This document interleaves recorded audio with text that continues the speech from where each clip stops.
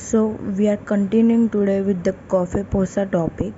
and today is section 5A and section 6. When the detention order cannot be considered as invalid. So when the detention order passed under section 3 cannot be considered as invalid, वो invalid नहीं माना जाएगा under section 5A if detention has been made on more than one ground. जो आगे ground पढ़े थे conservation वाले and smuggling वाले, उसमें से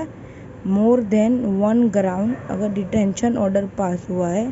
then the order of detention shall be deemed to have been made separately. मतलब अगर एक से ज़्यादा ग्राउंड पे डिटेंशन ऑर्डर पास हुआ है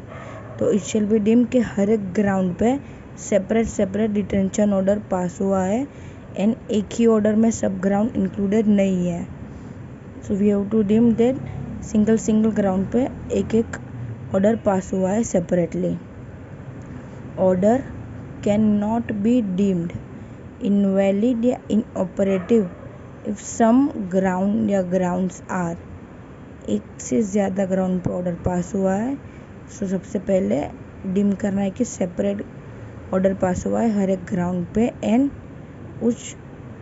उस सब ग्राउंड में से अगर एक आध ग्राउंड या कोई ग्राउंड वेग है, नॉन एग्जिस्टेंट है, नॉन रिलीवेंट है या they are not connected with such person, proximately connected, not connected या not proximately connected with such person, या invalid for other reasons. So जितने भी ग्राउंड पे वो ऑर्डर पास हुआ है उसमें से अगर एक आध ग्राउंड इनवैलिड है किसी भी तरीके से, तो बाकी सब ग्राउंड वैलिड समझना है एंड इसकी वजह से order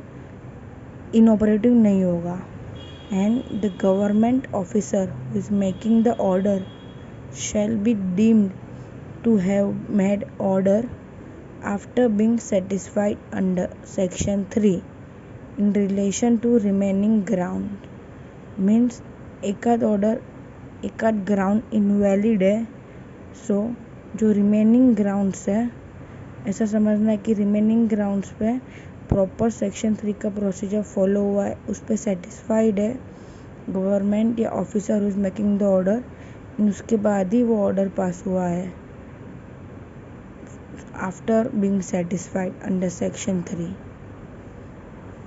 and section 6, detention order shall not be deemed invalid या inoperative if either the person who is to be detain या तो place of detention is outside the territorial limit of jurisdiction of the government या officer who is making the order, या तो person who is to be detained या तो place of detention जहाँ पे detention हो रहा है वो जगह, दोनों में से कोई भी अगर